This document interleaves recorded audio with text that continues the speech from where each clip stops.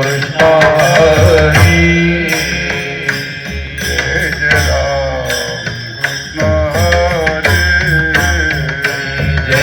जय राम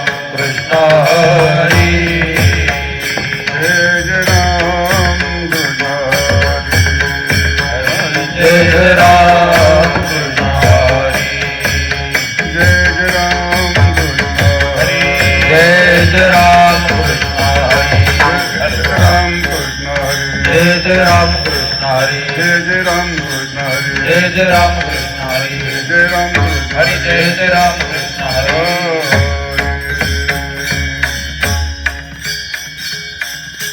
रूप पाहता लोचने रूप पाहता लोचने रूप पाहता लोचनी रूप पाहता लोचनी सुख झाले ओ साजनी सुख झाले ओ साजनी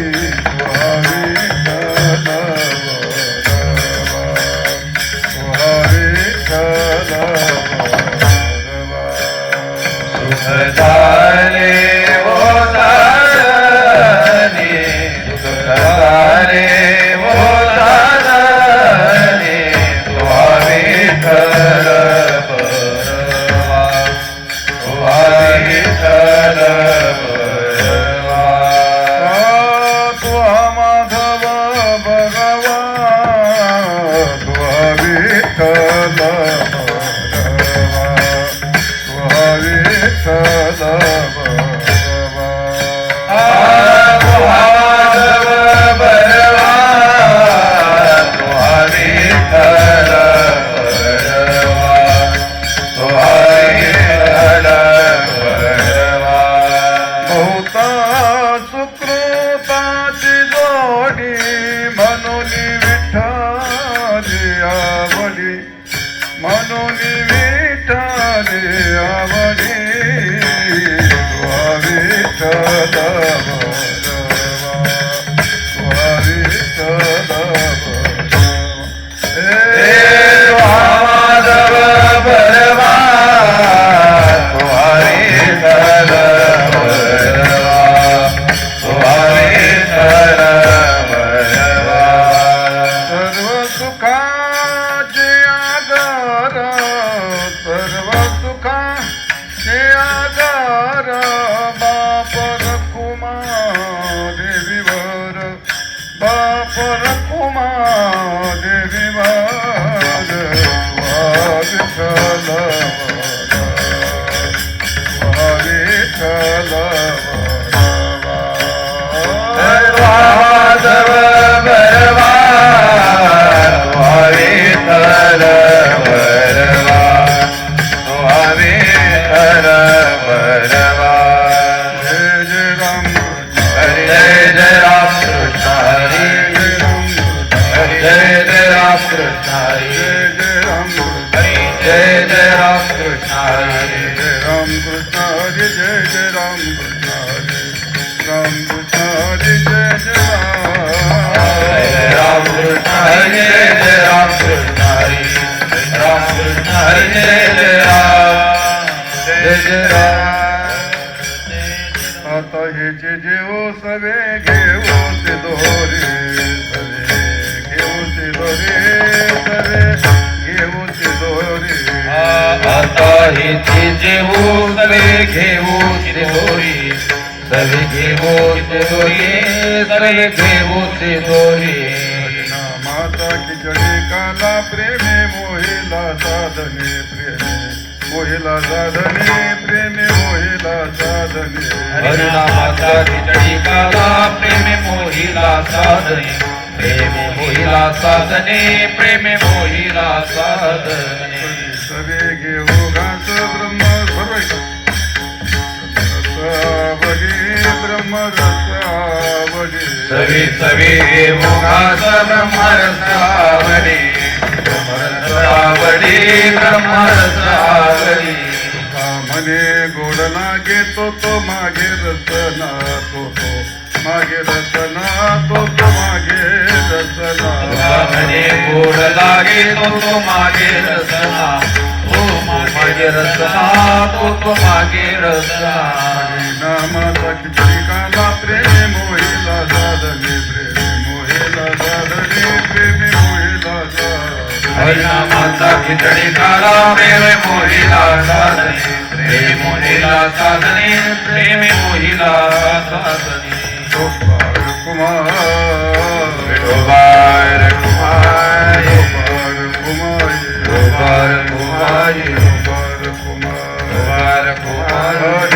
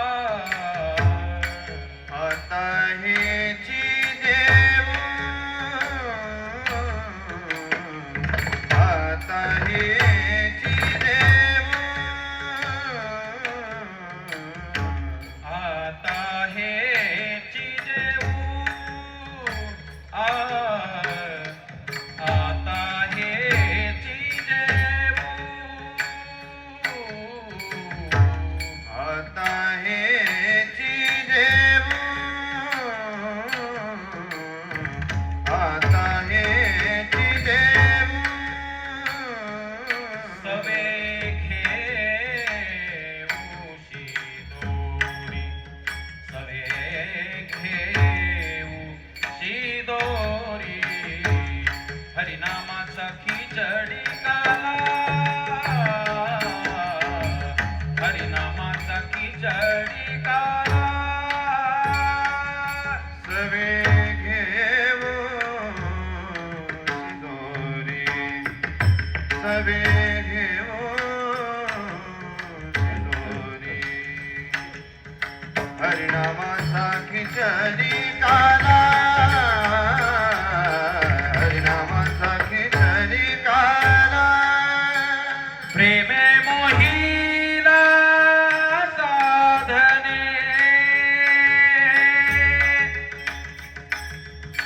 प्रेमे मोहिला प्रेमे मोहिला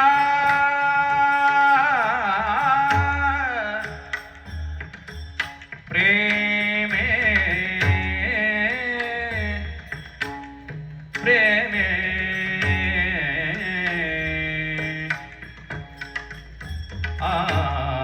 प्रेमे मोहिला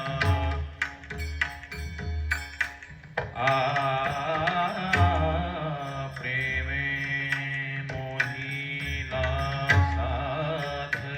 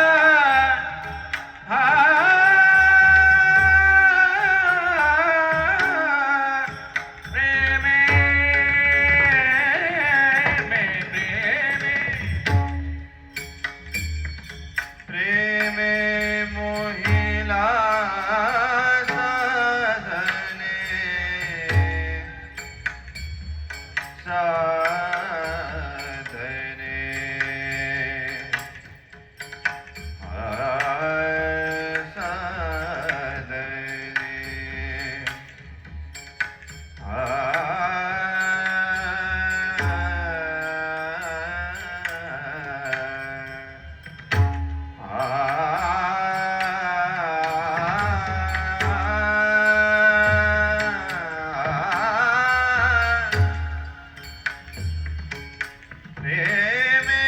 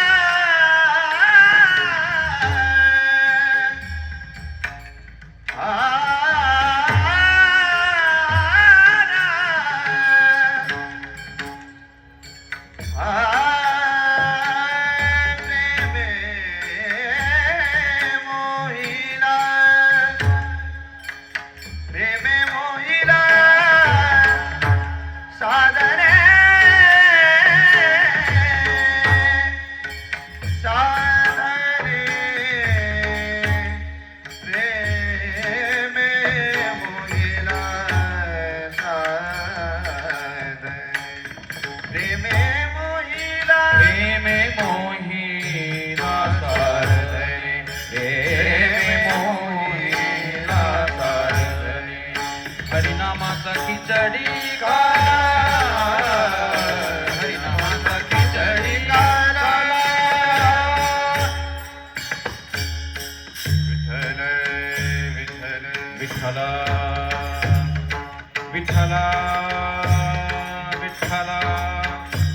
विठ्ठल विठ्ठल विठ्ठल विठ्ठल विठ्ठल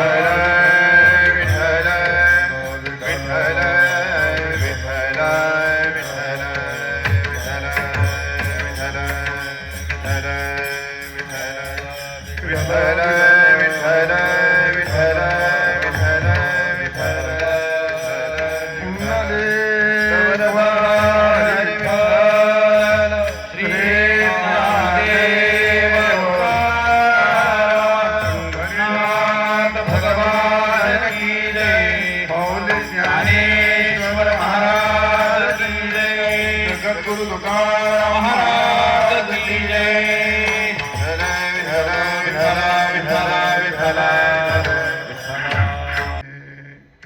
चवे चवे घेऊ घास,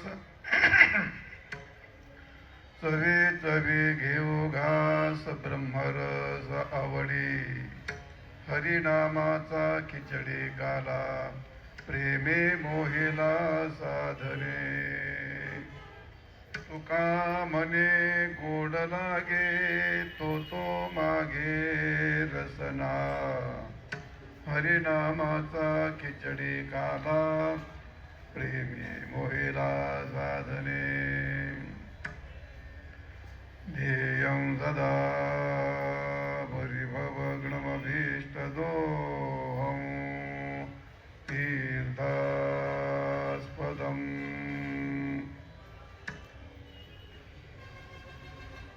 तीर्थास्पदं स्युविरचं शरण्यं. भृत्यार्तिहं प्रणतपाद, भवाब्धिपोतो वन्दे महापुरुषते चरणारविन्दं. वंशी विभूषितकरा नवनीरदाभात्, पीताम्बरा तरुणबिम्बफलाधरोष्टात्, पूर्णेन्दु सुन्दरमुखादरविन्दनेत्रात्, कृष्णात् परं किमपि तत्त्वमहं न जाने. जय जय श्री राधारमण, जय जय नवल किशोर,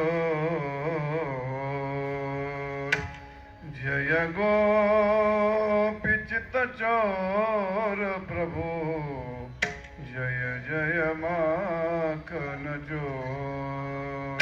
माझी वाणी तुझे वरणी दोन नाम, माझी वाणी माझिवानी तुझे वर्णी गुणना माझिवानी तुझे वर्णी गुण नाम माझिवानी तुझे वर्णी गुण नाम अर्ज देई प्रेम काही काळ अर्ज देई प्रेम काही काळ माझिवानी तुझे वर्णी गुण नाम माझिवानी तुझे वर्णी गुण नाम ऐसे देई प्रेमा काही कळा ऐसे देई प्रेमा काही कळा माझिवानी तुझे वर्णी गुण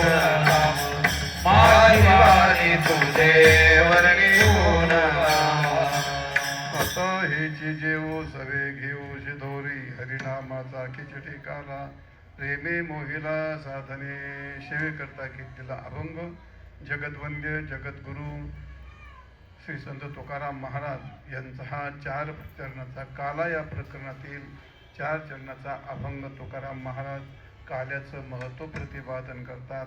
या अभंगात महाराजांनी काल्याचं महत्त्व काय असतं ही गोष्ट सांगितली. महाराज म्हणतात तो काला घेण्याकरता आता हेची जेवू आणि सवे घेऊ शिदोरी या असं काही जेवण जेवावं का मेल्याच्या नंतर त्याची शिदोरी बरोबर नेता येईल. आणि असं कोणतं जेवण असतं ते हरिनामाचा खिचडी काला भगवान नामाचं भोजन केलं तर याही जन्मामध्ये तो आनंद देतं आणि त्यात नंतर मेल्याच्या नंतर त्याची शिदोरी बरोबर घेऊन जाता येते. हरिनामाचा खिचडी काला ज्यात प्रेम घातलेला आहे प्रेमाचं मोहन घातलेला आहे असा जो काला भगवान नामामध्ये भक्ताच्या हृदयातलं प्रेम आणि भगवंताचं नामलाही या दोघांचं झालेलं एकीकरण त्याला म्हणतात काला.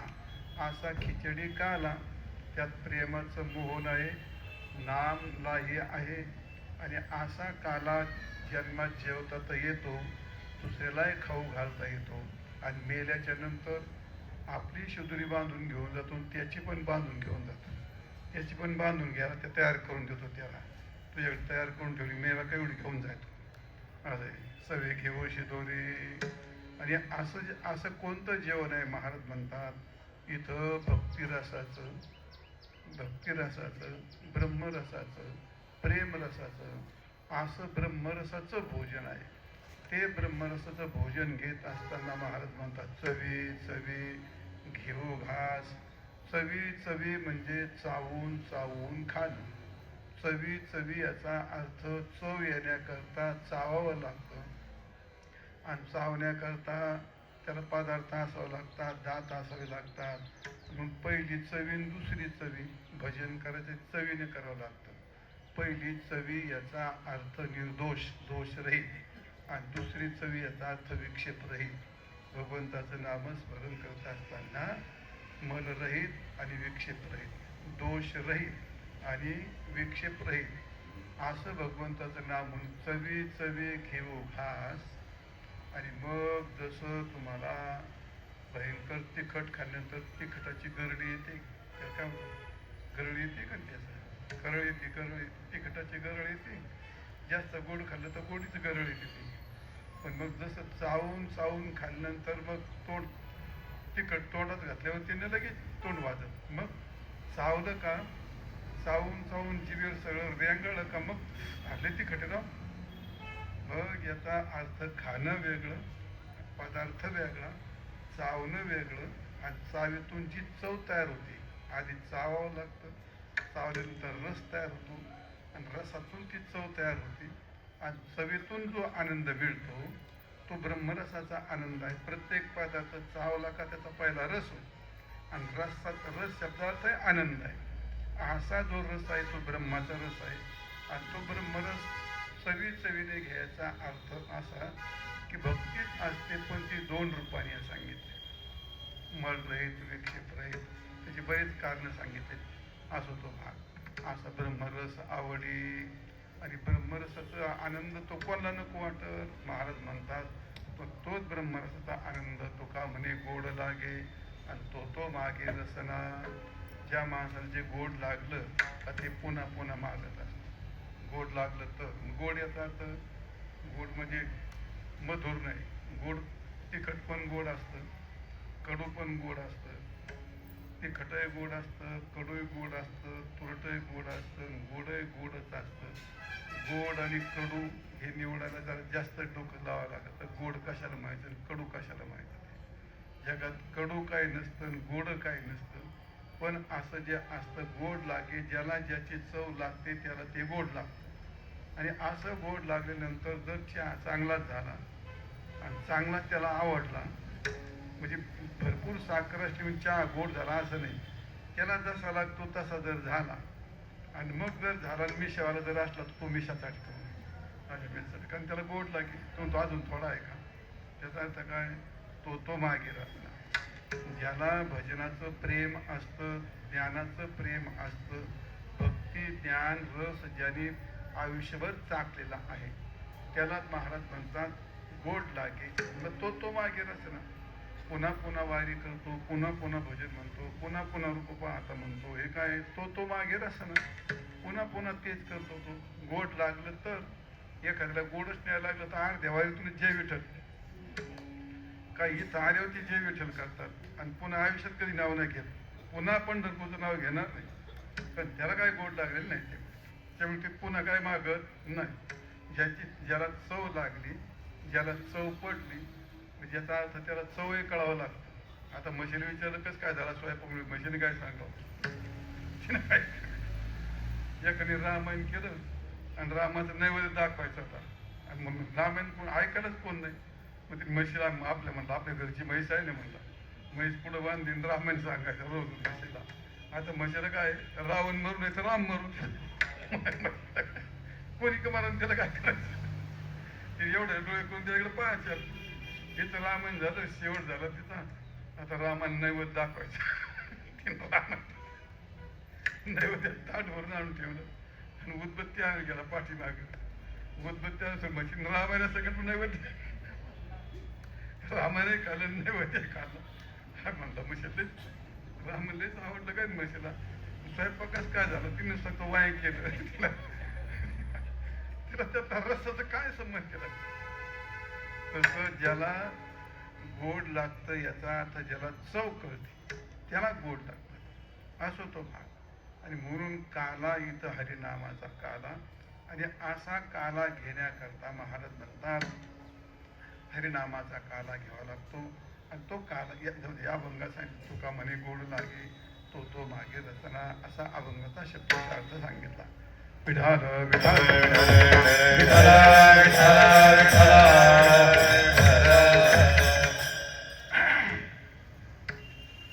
आता याची घेऊ सवे घेऊ शितोले हरिनामाचा खिचडी काला. प्रेमे मोहिला साधने. कोणती सांगता असली का ती काल्याने होती संप्रदायामध्ये. सप्ताची सांगता, वारीची सांगता, भागवत कथा असली, रामायण कथा असली तर आपल्याकडे काले म्हणजे उत्तर प्रदेशामध्ये नाही करीत काला, पण आपल्याकडे भागवत कथा झाली तरी काल्याचं कीर्तन करतात. आता तुमच्या भागात रामायण झालं तर ते काल्याचं कीर्तन करतात. शेवटी काल्याचं कीर्तन, एवढं काल्याचं कीर्तन महत्वाचं काय असतं माहिती का, कारण त्याच्यात जेवण असतं म्हणून महत्वाचं नसतं. त्याच्यामुळे लोकांचा आग्रह नाही काला झाला पाहिजे. हा, त्याच्यात त्यांना जास्त चव असते. कालीने सांगत होता आणि म्हणून काला हा, त्याला म्हणून काला फलाचं कीर्तन म्हणतात. काला म्हणजे समारोपा, काला म्हणजे पूर्ण विरामा, काला म्हणजे सांगता असते, काला म्हणजे जीवनाची सांगता असते, काला म्हणजे वारीची सांगता असते, काला म्हणजे कीर्तनाची सांगता, सप्ताहाची सांगता आणि शेवटी काला म्हणजे आपल्या जीवनातील परमार्थाची सांगता असते. विठाल विठाल.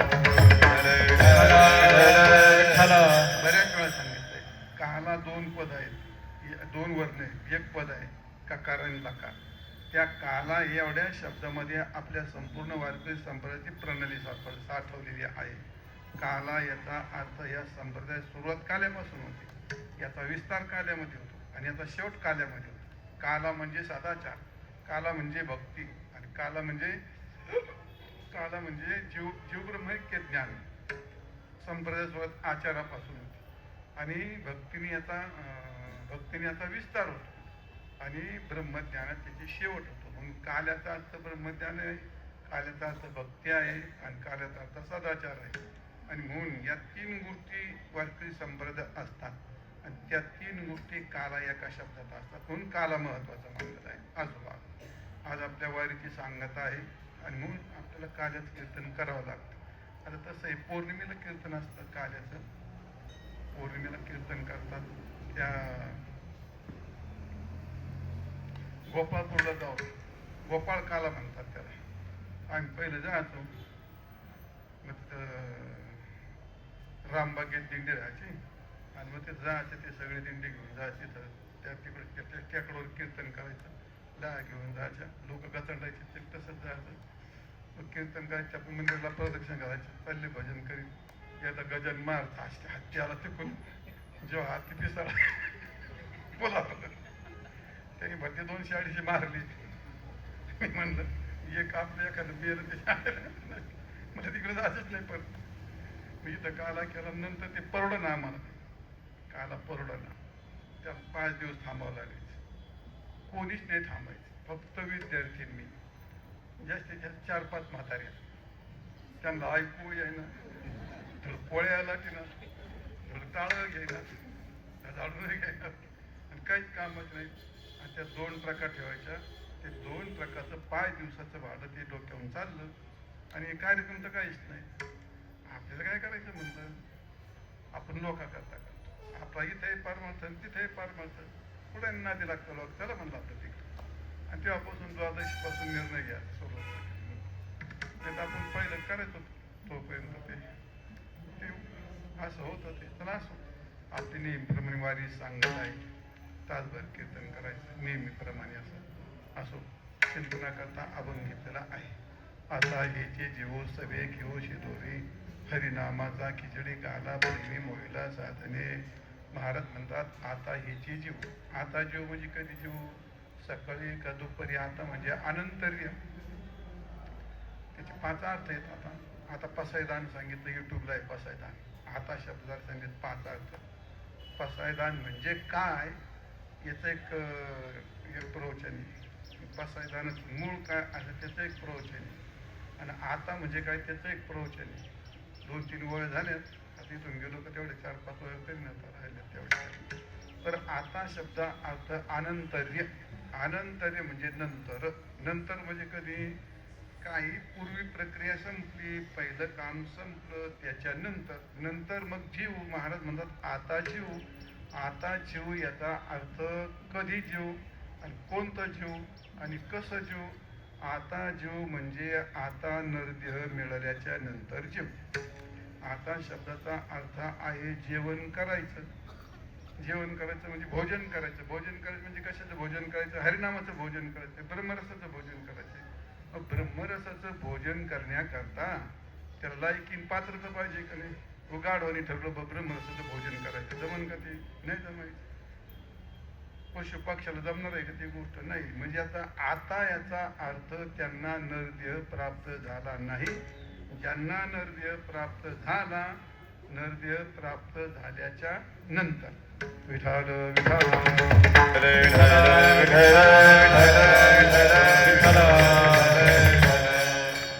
का नरदेह प्राप्त जर झाला नाही तर त्याला भजन म्हणजे हरिनामाचं भजन, त्याला ब्रह्मरसाचं भोजन आणि हरिनामाचं भोजन, हे भोजन काय त्याला जेवता येत नाही. त्याला काय पाहिजे, देह पाहिजे. पहिली गोष्ट देह पाहिजे. मग देह असून भागन का नाही, त्याला इंद्रिय पाहिजे. इंद्रिय असून भागन का नाही, त्याला आयुष्य पाहिजे. जन्माला याच्या आधी काही मरत येत, पोटातच मरून बाहेर येते. त्याला कसं काय जेवण जेवता येईल. काहींना देहच नाही मिळाला, त्याला काय जेवण जेवता येत. त्यांना देह मिळाला पण ते मरून जन्माला आलं. काही 6 महिन्यात मिळलं, काही वर्षात मिळलं. ते कसं काय जेवण ते. म्हणजे देह मिळाला पाहिजे आणि देहाबरोबर आयुष्य मिळालं पाहिजे. भरपूर लोकांना आयुष्य मिळतं, पायच नाही. आता काय करणार त्याला. आयुष्य मिळालं म्हणजे देह मिळाला, आयुष्य मिळालं, पण इंद्रिय जर नसले तर मग त्याला काही जीवन जेवता येणार नाही.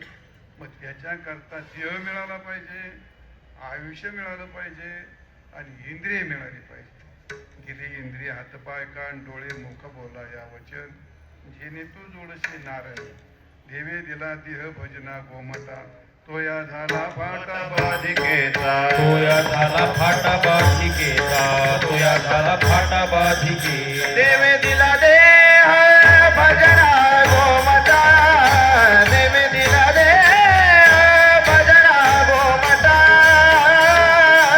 तोया झाला पाटा बाधिकेचा तोया झाला पाटा बाधिकेचा देवे दिला देह भजना गोमता देवे दिला देह भजना गोमता तोया झाला फाटा बाधिकेचा तोया झाला फाटा बाधिकेचा देवे दिला देह भजना गोमटा तोया झाला फाटा बाधिकेचा देह मिळाला आयुष्य मिळालं आणि इंद्रिय मिळाले पण पुढे भानगड उभी राहिली तो या झाला फाटा बाधिकेचा गेला प्रपंचात कुणीकडे जातो काय भरोसा नाही त्याचा म्हणजे देह मिळाला पाहिजे आयुष्य मिळालं पाहिजे इंद्रिय मिळाले पाहिजे आणि मग त्याच्या सगळ्यात महत्त्वाची गोष्ट काय महत्त्वाची गोष्ट हे सगळं मिळालं माणसं ती काय 100 मनुष्य जगतात की नाही त्याच्यातले काय गांगच नसते त्याला सगळं मिळालं काय उपयोग झाला का नाही आता म्हणजे ही सामुग्री मिळाल्याच्या नंतर दुसरी गोष्ट आता शब्दाचा अर्थ दैवयोगाने जर माणसाला परमार्थात प्रवेश झाला परमार्थात आला आणि मग त्याला जेवता येईल ना त्याच्या जर वाट्यालाच नाही आलं त्याला माळही माहीत नाही टाळही माहीत नाही पंढरपूरही माहीत नाही भजनही माहीत नाही भोजनही माहीत नाही काहीच माहीत नाही त्याला तो कसं काय जेवण तो जेवणार नाही त्यामुळे आता शब्दात देह मिळाल्याच्या नंतर आता म्हणजे इंद्रिय मिळाल्याच्या नंतर आता म्हणजे आयुष्य मिळाल्याच्या नंतर आणि आता म्हणजे शेवटचा परमार्थ मिळाल्याच्या नंतर दैवयोगाने परमार्थ मिळतो ना तसं थोडाच मिळतो परमार्थ म्हणजे त्याच्या पूर्व पुण्याने अनंत जन्माचे सुकृत पदरीन मग त्याच्यात प्रवेश होतो मग परमार्थ करतो एवढी सगळी सामुग्री उपलब्ध झाल्याच्या नंतर तुकाराम महाराज म्हणतो आता जेवू आणि काय जेवू तर हेचे शब्द महत्वाचा आहे हेचे शब्दांनी सगळ्याची व्यावृत्ती करून टाकली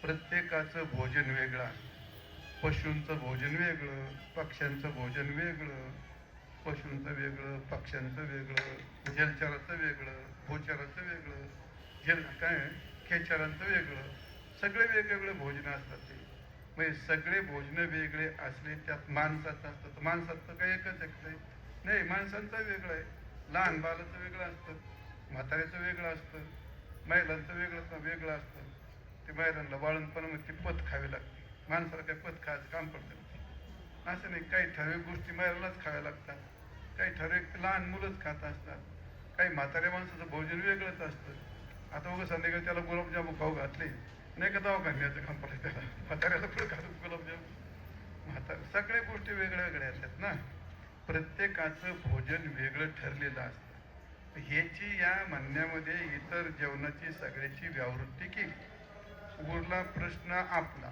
आपण ज्या कालामध्ये सगळे अन्नपदार्थ जे भोजन करतो याची पण व्यावृत्ती करून टाकली ह्याची शब्दाने सर्व भोजनाची व्यावृत्ती केली आणि फक्त एकच घेतलं त्याला म्हणतात हरिनामाचं भोजन काय घेतलं हरिनामाचं भोजन ज्याची शिदोरी घेता येते त्याचं भोजन करता येते राक्षसाचं भोजन वेगळं असतं ना देवांचं भोजन वेगळं असतं आणि मानवाचं भोजन येत होतं आणि दानवाचं भोजन मांसाधिकार आणि देवांचं भोजन यज्ञामध्ये आहुती दिलेलं त्याला ते देवाधिकांचं भोजन असतं मग आता कोणतंही जरी भोजन झालं तर त्या भोजनाची शिदोरी घेता येते नाही घेता येत मग आता किती बायकोला प्रेमाची असली आणि नवरा मिळाला आणि मग ती रडतात म्हणली आता तुम्ही चाललातच मग तुम्हाला आता काय करते मग शिदोरी घेऊन भात घेऊन येते एक डबा आणला त्यात भात घातला एका डब्यात वरण घातले एका डब्यात भाजी घातली एका डब्यात पोळी घातली एका डब्यात लाडू बिडू घातले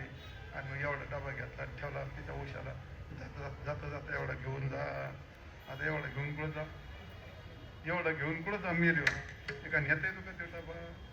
याची शिदोरी नेता येते का? याची शिदोरी नेता येत नाही. मग ज्याची शिदोरी नेता येते त्याला ते जेवावं लागेल ना. महाराज आता ह्याची जेवू आणि सवे घेऊ शिदोरी. आपलं घरचं जेवण वेगळं असतं आणि शिदोरीचं वेगळं असतं. घरी जेवायला बसलं का वरण भात चपाती भाजी ताट बीट पाट सगळं ताटात असतं. आणि मग आता निघाला गाया वळायला. मग आता गाया वळायला निघाले होते. मग गॅस एवढे डबे घेतले. आता तिकडं असं चालतं काय नाही तिकडं एवढं फडकं पाहायचं.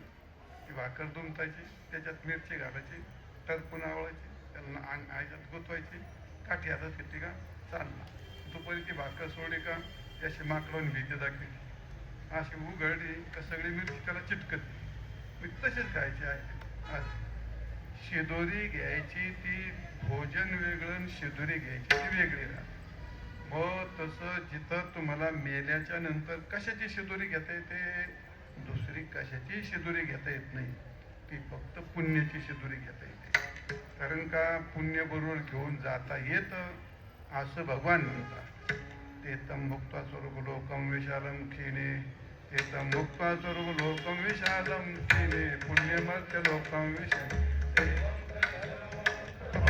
गता गतं काम कामाला बनते मग तया पुण्याची पावटी सरे सवे चिंद्रपणाची उठी उतरे आणि येऊ लागती. याचा अर्थ ते घेऊन गेलेत ना. पुण्याशिवाय तर वर जाता येत नाही. आणि पुण्य संपलं खाली ढकलून देतात कधी. महाराज तुका म्हणे जाती पुण्यक्षय अधोगती अधोगती पुण्यक्षय अधोगती तुका म्हणे जाती पुण्यक्षय अधोगती पुण्यक्षय अधोगती पुण्यक्षय अधोगती. याचा अर्थ बरोबर घेता येतं ते पुण्य. बरोबर आहे का नाही? का नेता येतं ते अमूर्त असतं ते अपूर्व असतं. आणि त्या नामात चंद्रभागेचं स्नान केलं पुढं अन्नदान केलं पुढं हरिनाम घेतलं वारी केली. या सगळ्या प्रक्रियेतून एक अपूर्व निर्माण होतं. आणि अपूर्व निर्माण होऊन त्या वृत्तीवरती त्याचे पुण्याचे संस्कार होतात. आणि ते संस्कार तुम्हाला याच नाही अनेक जन्मात ते घेऊन जाते. म्हणून त्याला म्हणतात शिदोरी घ्यायची. काय का चालतात अशी पाहिजे शिदोरी. नामदेव महाराज म्हणतात त्याला शिदोरी पाहिजे. मग अशी शिदोरी घ्यायची असली तर त्याला काय करावं लागेल? आता या अन्न खाऊन शिदोरी घेता येते का? नाही. आणि शिदोरी घ्यायची म्हणजे कशी पुण्याची. आणि पुण्य कशातून होतं? मग हरिमुखे मला पुण्याची गणना कोण करी. असं जे हरिनामाचं भोजन असतं तुकाराम आता ह्याचे जेवू आणि सवे घेऊ शिदोरी. अशी ही शिदोरी पुण्याची शिदोरी बरोबर घेता येते. तर कोणतं भोजन असतं ते अभंगाच्या दुसऱ्या चरणामध्ये हरिनामाचा खिचडी काला हरिनामाचा खिचडी काला हरिनामाचा खिचडी काला हरिनामाचा खिचडी काला हरिनामाचा खिचडी काला हरिनामाचा खिचडी काला हरिनामाचा खिचडी काला हरिनामाचा खिचडी काला. प्रेमे मोहिला साधने प्रेमे मोहिला साधने हरिनामाचा खिचडी काला हरिनामाचा खिचडी काला प्रेम मोहिला साधने प्रेम मोहिला साधने हरिनामाचा खिचडी काला हरिनामाचा खिचडी काला. हरिनामाचा खिचडी काला. खिचडी काला केली निर्भेळ असलं पाहिजे. महाराज म्हणजे खिचडी काला हरिनामाचा खिचडी काला. खिचडी करायची असते भात वेगळा आणि खिचडी भात वेगळा जिरे भात वेगळा असं आहे. गोकेशर भात वेगळा भात असते तांदूळच पण प्रकाराचे 3 असं आहे. ते करणारी पाहिजे सुगरण असली पाहिजे. मग असं मध्ये तुमची खिचडी खाव नुसती हळदीने पिवळी केली त्याच्यात काहीच नाही, मिरगुण मिरका, हळद आणि मिरची टाकली झाली खिचडी. नाही नाही, खिचडी अशी वजनदार पाहिजे. खिचडी करायची म्हटलं का त्यात तांदूळ, डाळ, कोबू, वाटाणे, टमाटे, बटाटे, अर्ध हे न अर्ध ते, आणि मग खिचडी वजनदार खाल्ली तरी काय काही त्रास नाही होत, अशी त्याला खिचडी म्हणतात. अनेक पदार्थाची होती त्याला म्हणतात खिचडी, म्हणजे थोडं काहीतरी मिश्रण. असा होतो काला. काला काही एकाचा होत नाही, काला दोघाचा होतो. आणि काल्यामध्ये भिन्न न राहता दोघाचं एकीकरण होतं, त्याला म्हणतात काला. वेगळं न राहणं, वेगळं दिसतच नाही. मी नेहमी सांगतो तुम्हाला, मी लहानपणी मला काला खायची सवय होती. कधी खायचा तो, सकाळी पूर्वीच्या काळात ते शेळ्या भाकरी खावा लागायचे, का नाश्ता बिष्टा जन्माला नव्हता आला त्यावेळी, असं नाश्ता जन्मालाच नव्हता आला. पण मी एकुलते एक होतो त्यावेळी लाडका होतो.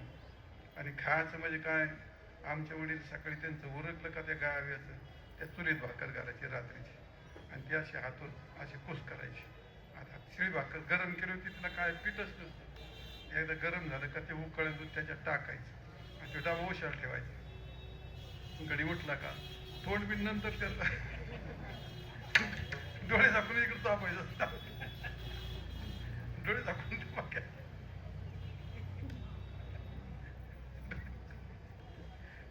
का बडबड करायचे. मग त्या तोंड तर तोय आता म्हणजे खावा दे, तुला काय करायचं काय का मग. हा ते जाऊ दे, ते गरम दूध आणि ती कुस करलेली भाकर आहे ना, वेगळा तर विषयच नाही काही. इतकं एक रूप झालं असायचं ते, असं जरलं खाल्लं का ते म्हणजे चावायचं पण काम नाही होते, असं ते याला काला म्हणतात. दोन पदार्थ भिन्न न राहणं, एकीकरण होणं, त्याला काला म्हणतात. मग किती एकीकरण होतं ते, असायला दोन असतात, दिसायला एक दिसतं, इतकं एक रूप असावं. तसं परमार्थ करत असताना भगवंताचं नाम ही लाहीसारखं आहे. लाई काय असते, लाई निरागस असते, लाई शुद्ध असते, लाईत कोणता दोष राहत, कारण तांदळाची असते, पण ज्या काळात त्या आव्यातून भाजून बाहेर येते सगळे दोष जळाले असतात. अशी हलकी फुल असते, आतून बाहेरून शुद्ध असते. लाजा म्हणतात त्याला संस्कृतमध्ये. तर लाजा शुद्ध मानलेली, फार शुद्ध मानलेली लाजा, नैवेद्याला पण जाते. आणि म्हणून अशी ती लाही असते. भगवंताचं नाम असंच आहे, जसं लाहीत कोणता दोष राहत नाही तसं भगवंताचं नाम हे निर्दोष असतं. आणि अशा निर्दोष लाह्या तशा खाल्ल्या तर टोटरा बसवतो, मग त्याच्याबरोबर जर दुसरं काही खाल्लं तर मग जमतं. मग तसं नामाची लाई असते, आणि त्याच्यामध्ये जसं दुधात दही टाकावं त्याला मोहन म्हणतात, तसं भगवन नाम आणि भक्ताच्या अंतकरणात प्रेम, या दोन गोष्टी एकत्र होतात. किती एकत्र होतात, एकरूप होतात, तद्रूप होतात, एकीकरण त्याला असं म्हणतात. आणि असा जो काला असतो, या दोन पदार्थाचं एकीकरण याला काला असं म्हणतात. त्याला म्हणतात हरिनामाचा खिचडी काला, आणि प्रेमे मोहिला, प्रेमाने त्यात मोहन घातलेला असतं. आणि असा काला जेवायचा. भगवंताचं नाम घेऊन त्याला काला म्हणत नाही, पण अलग अलग त्याच्याकरता काय लागतं, प्रेम. भजनात भजन करणं वेगळं, वारी करणं वेगळं, प्रेमाने करणं वेगळं. घरात सहजवडीला होती सेवा, आहे का नाही, म्हणून पूजितो या देवा, बाप सांगून गेला मग काही कर पण माझी पूजा नियमाने कर. मग ती पूजा करायची, ते आता नियमाने पूजा करायची. एक दिवस असा वैतागला, बादलीत देव घातले गेला, आडतच घातले केले खालवर, आग केली व पाण्यात गेली. घरी आला मोकळत बसला, तो म्हणला का आई म्हणजे काय करतोय, देव गेले पाण्यात. म्हणला कसं काय, ते बादली घातून वर खाली गेले तर गेले म्हणला ते. आता अरे मग आता दुसरे पूजा काय, नाही नाही म्हणतो जाऊ दे, म्हणतो गंतर लावते, नाही सुतक पडलं कसं काय गंध लावतो म्हणतो. बायको आई अशी रागवली, सासुरवाडीला जातो म्हणतो, गेला सासुरवाडीला.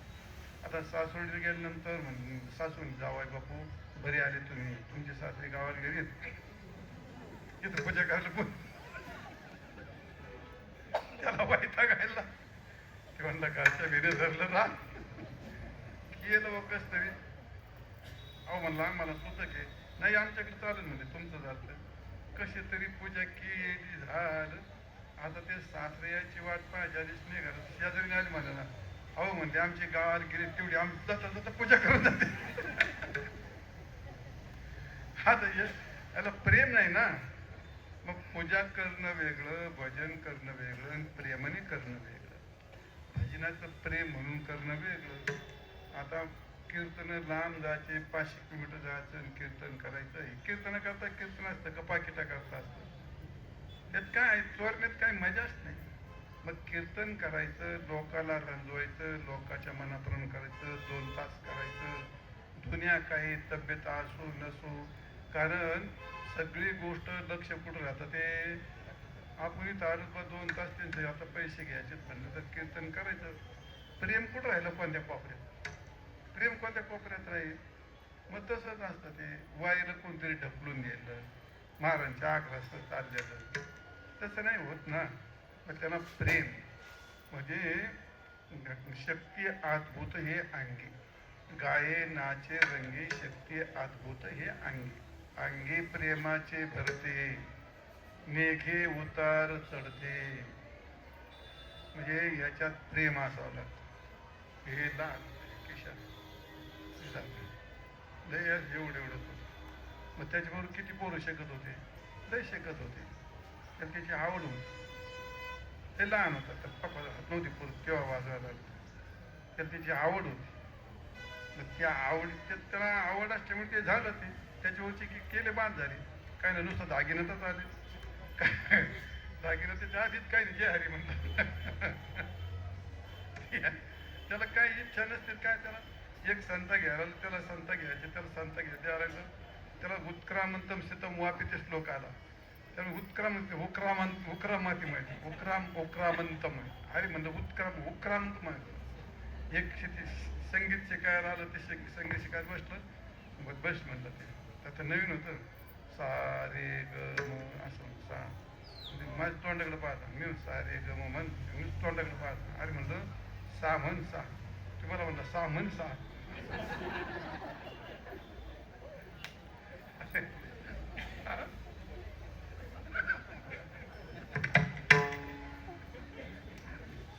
सगळ्यात एक तुंबाचा मारा खाऊ घेऊ. 12 त्याचा एक श्लोक आमचा 6 महिने चालला. खरी पुरुष शिष्य आम्ही निष्ठावान मरीपर्यंत काय एकमेकाला सोडायचं नाही. एक दिवस संस्कृत शिकवलं वद होता. हे वयती म्हणजे बोलावणे आणि वदवती म्हणजे बोलणे. उत्तमला दोघाचा काही फरक कळला ना. वदवती म्हणजे बोलणे आणि हे वयती म्हणजे बोलावणे. तो वदती म्हणलं तर त्याला बोलावणे माहिता आणि हे वयती म्हणजे त्याला बोलावणेच माहिता. लय राग आली असं हाणलं त्याला. मी तर पोट सुद्धा माझं मलाच पाचवर म्हणून आजपासून उत्तमला हाणायचं नाही काही. पण त्याच्या निष्ठेचे त्याला शब्दाच्या पलीकडे काम त्याला काहीच नव्हतं. तर सगळ्यात जास्त भूपराग त्याला शिकवायचं होतं माहिती का नाही. अशा इतक्या भूपरागाच्या ठेवणी झाल्यात तुला शिकवायच्या ना तर तुझ्या पण लक्षात नसतं. 18 तारीख 20 तारीख भूपरागाच्या नुसत्या. हा हो त्याला म्हणता पण येत ना. हा फक्त त्याचा एकच गोळी कोणी म्हणायच्या आधीच माहीत घेतो म्हणतो.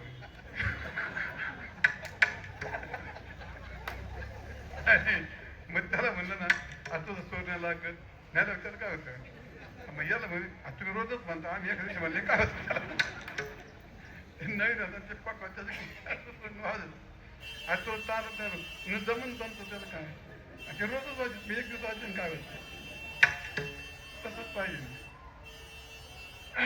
आवड पाहिजे, प्रेम पाहिजे.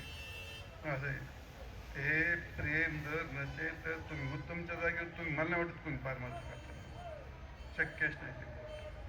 6 महिने पहिले 12 एक श्लोक काय बोलतो त्या याचे संत अभंगाचे कितीतरी कोण अभंगाचे संत दिलेत. मी अभंग आता अभंगाचे मराठी हा मग त्या विकायला काय विकासला काय करतो तो व्हायचे. त्याला काकडे संत दिली त्याला आणि मी त्याला त्या काकडा पाठ झाला त्याच्यात. आता प्रेम पाहिजे मग निष्ठा असेल तर ते होतं. मुद्दा काय प्रेम असेल पाहिजे. प्रेमाने करणं वेगळं करणं वेगळं राहतं. आग्रहाने करणं, गरजेने करणं, नाविलाजाने करणं हे नाही. प्रेमाने करणं. भजन प्रेमाने केलं पाहिजे, परमार्थ प्रेमाने केलं पाहिजे, वारी प्रेमाने केली पाहिजे, कीर्तन प्रेमाने ऐकलं पाहिजे. प्रेम वजा झालं की भावना नसते ती. आणि भावनेच्या पाठीमागे काय असतं, तुम्ही काल मला विचारता भावनेचं काय, मला आलं ते. भावना ही निर्माण करावी लागते. भाव असतो ना, तो भावाचा उच्चांक म्हणजे भावना असते ती. भूभवती म्हणजे असणे. अंतःकरणामध्ये माणसाच्या भाव असतोच. भगवान म्हणतात माणसाला भाव जन्माला काय मिळावं लागत नाही. तो भाव कसा तो असतो त्याच्या जन्मात. कोणी असला, पशु असला तरी सुद्धा देखी मनुष्य जात सकळ स्वभावता भजनशील. त्याच्या हृदयामध्ये भाव असतोच. बरं, त्या भावाचा विषय वेगळा काहीतरी असेल, देव वेगळे असते, काही असेल, व्यक्ती वेगळी असेल, पण त्याच्या हृदयात भाव असतो. आणि त्या भावाची भावना करण्याकरता मग त्याला काय करावं लागतं. आता एक आपण घरामध्ये देवपूजा करतो, रांगोळी काढतो, सोहळं नेसवतो, अगरबत्ती लावतो, घंटी वाजवतो. त्याला घंटी ऐकू जाते का?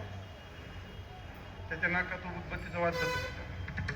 त्याला रांगोळी कळते का? त्याला नाही कळत. मग त्याला सोहळं नेसलं कळतं का? त्याला काय नाही कळत त्याला. मग आपण काय करतोय, सोहळं नेसायचं, अगरबत्ती लावायची, दिवा लावायचा, रांगोळी काढायची, आणि मग 12 उस्तर पूजा उस्तर काही खायचं नाही. हे जे आग्रह आहेत हे काय आहे की भावना जागृत करायचं. हे भावनेचं निमित्त असतं. भाव असतो, त्या भावाला भावनेत घेण्याकरता ह्या प्रक्रिया करायला लागतात.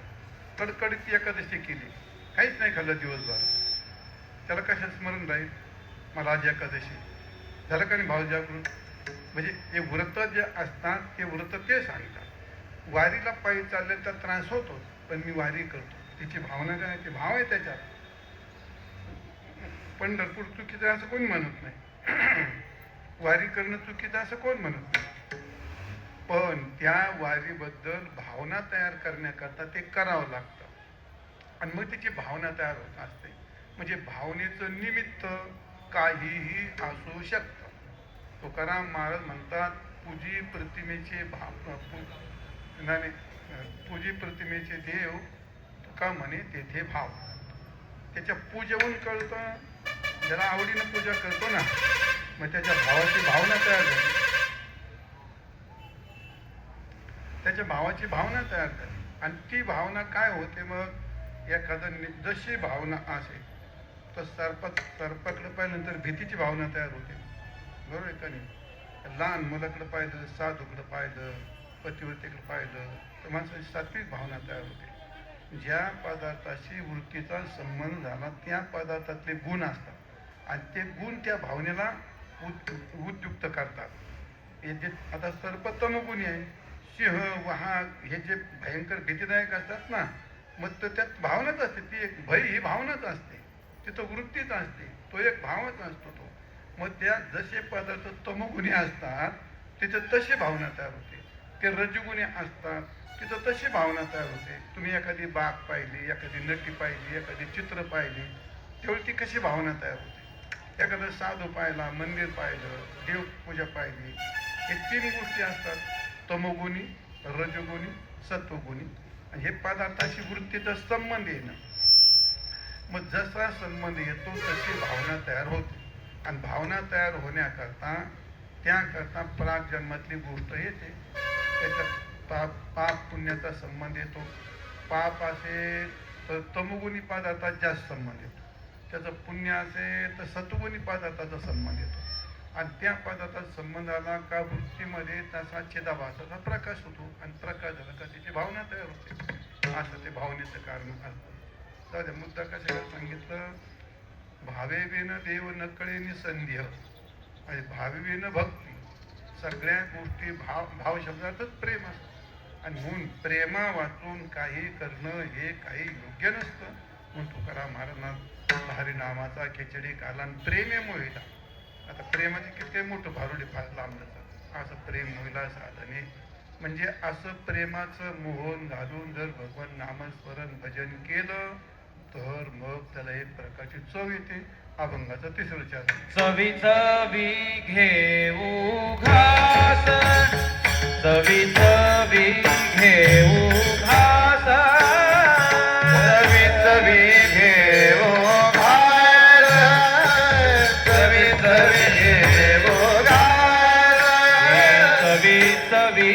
घेऊ घास चवी चवी घेऊ घास चवी चवी घेऊ घास चवी चवी घेऊ घास ब्रह्मरस आवडी ब्रह्मरस आवडी हरिनामाचा खिचडी काला हरिनामाचा खिचडी काला ब्रह्मरस आवडी ब्रह्मरस आवडी हरिनामाचा खिचडी काला हरिनामाचा खिचडी काला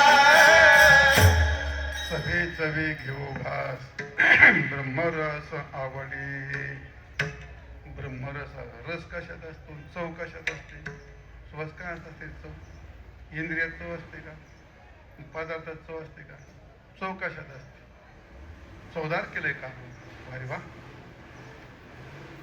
चवीची काही तुला चव आहे का त्याची चवीची चव तुला माहिती आहे का चव नाही नाही चवदार झाला चवदार झालं म्हणजे नेमकं काय झालं चव कशात आहे चव इंद्रियात हे का चव पदार्थात हे का चव चावण्यात हे चव चावण्यातही नाही आणि चव पदार्थातही नाही आणि चव इंद्रियातही नाही इंद्रिय तर जड असतात इंद्रिय जड असतात आणि पदार्थाला चवीचा काय प्रश्न आहे त्याला अंतकरण नाही पदार्थाला त्याला काही चवीचा विषयच नाही पदार्थात चव नाही इंद्रियात चव नाही चावण्यातही चव नाही चावणी एक प्रकारची क्रिया असते मग चावून चावून त्यात रस तयार होतो चावून चावून रस तयार होतो चावलं तर जर चावून जेवला तर माझा अनुभव आहे नुसती कोरडी भाकर का फक्त माणसाची चावा त्या तोटामध्ये त्या भाकरीचा रेंदा होईपर्यंत चावा तुम्ही आणि मग पहा काय चव असते जेवण तसंच जेवायचं आता आपल्याला पहिल्यापासून लहानपणापासून आमचा तर लईच निवार लाडू होता आमचा मामा होता अरे काय म्हातारवांसारखं खातो इकडे एक गोळा तिकडे एक गोळा खाली गाडी काय घालूच तर जेवला पाहिजे पेटवलं मामानी मला गाडी गळू घाल तरच जेवतोय आमचा भागवत बायला ते गळ्यात जो ठेवतच जेवतोय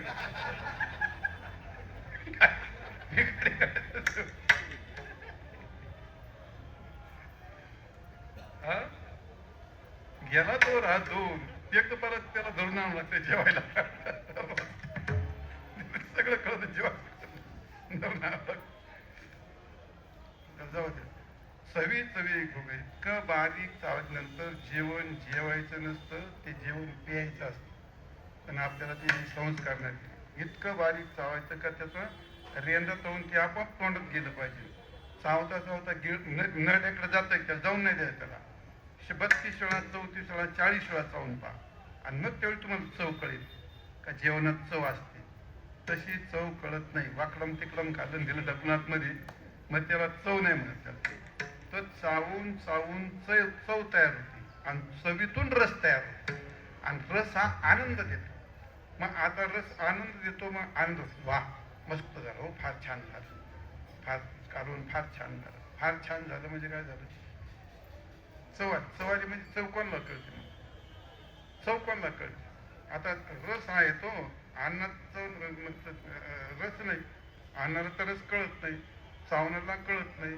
चावणी क्रियेला कळत नाही तो चावून जो रस तयार होतो चावून चावून रस तयार होतो आणि त्या रसाची अभिव्यक्ती वृत्तीमध्ये होते अरे वा छान झालं काढून तिथंही ती चव तोंडात घातलं तिला आलं वाच कच्चा आवायला भारी चांगलं झालं इथं काय चांगलं सांगतो तिथंही ती चव त्याची अशी चव असते ती मग त्याला म्हणतात ते आनंदाची अभिव्यक्ती असं आहे पदार्थात आनंद नसतो इंद्रियातही आनंद नसतो चावण्यातही आनंद नसतो चावल्याशिवाय चव तयार होत नाही चवीशिवाय आनंद येत नाही अशी प्रक्रिया म्हणून त्याला म्हणतात चवी चवी घेऊ घास आणि चवी चवी घास घेऊन चावून चावून घास घेतला का मग त्याचा रस तयार होतो आणि रसाचा शब्द सरस शब्दाचा अर्थ आहे आनंद रस शब्दार्थ काय आहे आनंद आता चव अलीकडे राहिली पदार्थ अलीकडे राहिले इंद्रिय अलीकडे राहिले दोघांचं मिळून चावणं अलीकडे राहिलं चावण्याच्या नंतर मग त्याच्यात चव तयार होती ते अलीकडे राहिलं आणि चवीतून जो आनंद मिळतो पुढे मग त्याला म्हणतात रस.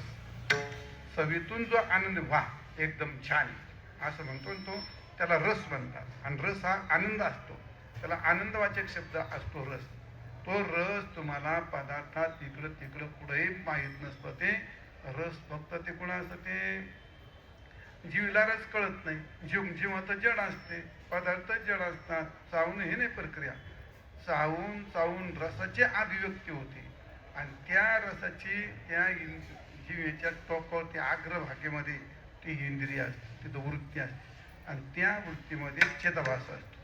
म्हणजे त्या चेतभासाची अभिव्यक्ती होते, त्याला आनंद कळतो.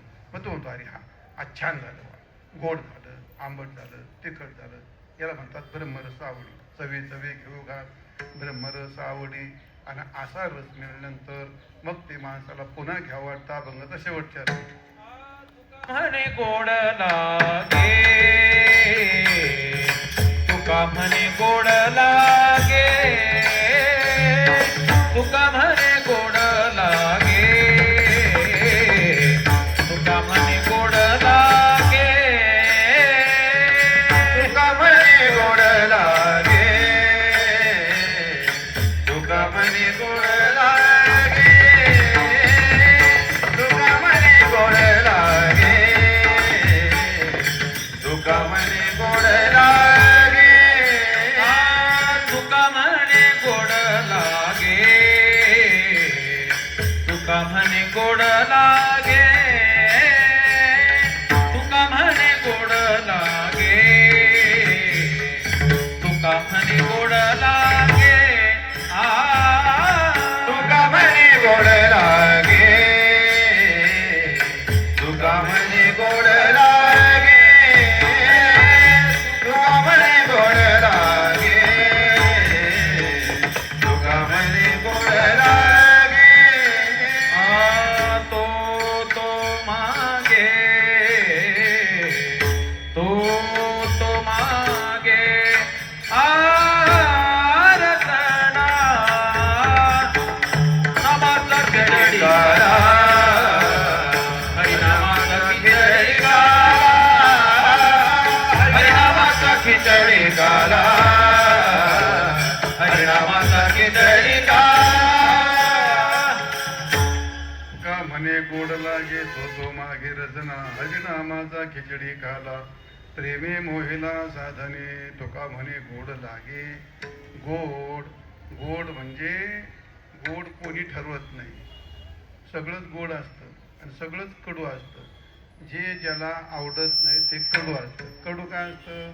लिंबाचा पाला कडू असतं का नाही, पण ते उलटाला गोड लागतं, बरं आहे का नाही. आणि तुम्हाला साखर गोड लागते, पण मधुमेह झाला त्याला ते विष वाटतंय. ते जगात गोड कोणतं असतं तर कोणतंच नसतं. म्हणजे कडू काय असतं? कडू काहीच नसतं.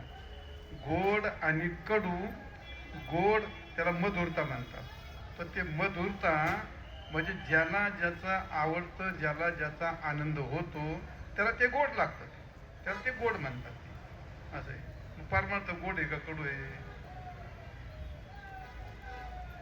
परमार्थ तर गोड आहे, पण आपल्याला कसा लागत होतो? कडू. आणि प्रपंच कसा आहे? कडू आहे, पण आपल्याला कसा लागतो तो? लिंबाचा पाला कसा आहे? कडू आहे, पण साप चावल्यावर कसा लागतो? गोड लागतो. आहे का नाही गंमत? मग साप चावल्यावर गोड लागतो याचा अर्थ त्याला विषबाधा झालेली असते. तसाच प्रकार असतो. आणि म्हणून प्रपंच ज्ञानेश्वर महाराज म्हणतात गोड परमार्थ लागे कडू, विषय विषयाचा पडी पाडू. गोड परमार्थ लागे कडू आणि कडू विषय तो गोडू. जीवाशय झाला तुका म्हणे कडू, वाटतो प्रपंच. आपल्याला प्रपंच गोड लागतो आणि तुका माझाला कडू लागतो. याचा अर्थ काय? कडून गोड काय? कडू कोणी ठरवू शकत नाही आणि गोड कोणी ठरवू शकत नाही. गोड आणि कडू या दोन्ही गोष्टी एकमेकाच्या आश्रित असतात. जसं जगात काही सत्य नसतं आणि काही असत्य नसतं, सत्याच्या सापेक्ष असत्य, असत्य सापेक्ष सत्य, तसं गोड बीड काही नसतं. गोड याचा अर्थ गोड असतो. आपल्या डोक्यात गोड याचा अर्थ फक्त रस असतो. रस गोड नसतो, त्याला मधुर म्हणतात. आपण ज्याला गोड म्हणतो ना त्याचं नाव मधुर असतं. मग आता जे 6 रस असतात, षडरस म्हणजे षडरस तुरट असतात की नाही, तिखट असतं, तुरट असतं, कटू असतं, खारट असतं आणि आंबट असतं, हे सगळं असतं.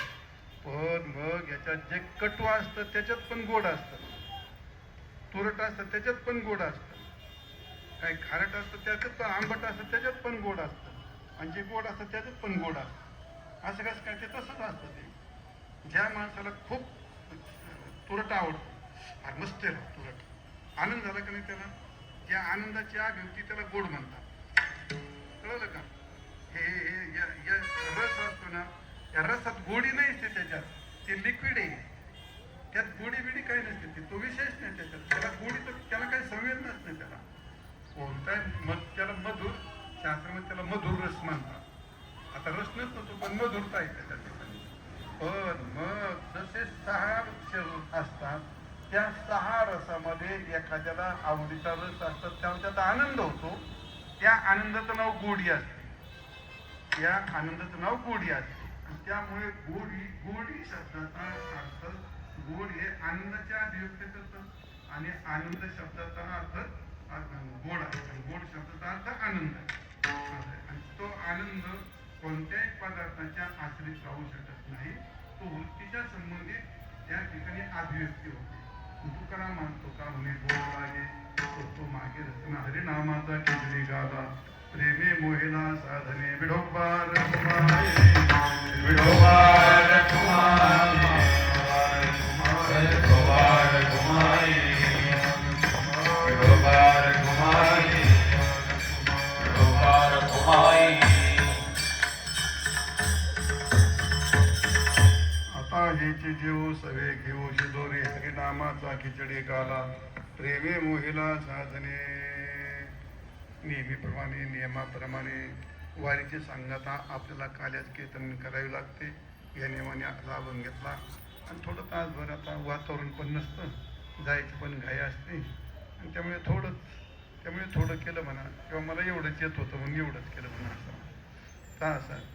आजचा हा काळ आपल्या वारीची सांगता झाली. आज म्हणजे 14 तारखेला निघालेली वारी अतिशय सुखरूप, भगवान रामेश्वराच्या कृपेने तिथून निघाली, पांडुरंगाच्या कृपेने इथपर्यंत येऊन टेपली.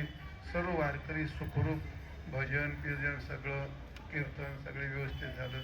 1-2 दिवस चिखलांतर दिला तो.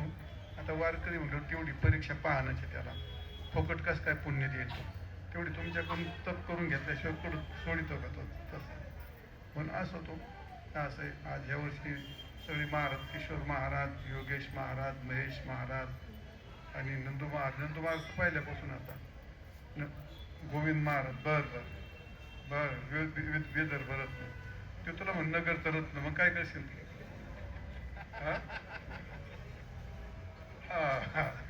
ते मी दिली उपाधी त्यांना, ती मला कोणाला उपाधी द्यायची सवय, काय नाही असं